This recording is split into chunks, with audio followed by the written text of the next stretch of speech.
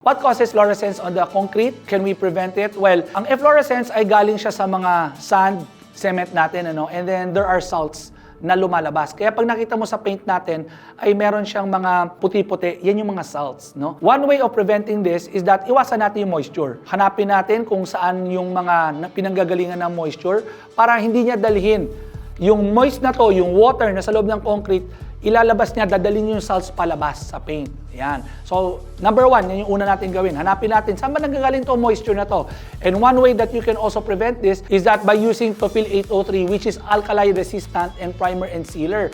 So, when we say sealer, hindi siya sealer ng waterproofing, but rather sealer siya ng efflorescence. Ayan. So, para kahit may moist siya, since maganda ang binder, maganda yung kapit niya, hindi niya ipiprevent niya yung salts from coming out. So those are the two ways that you can solve your efflorescence problem.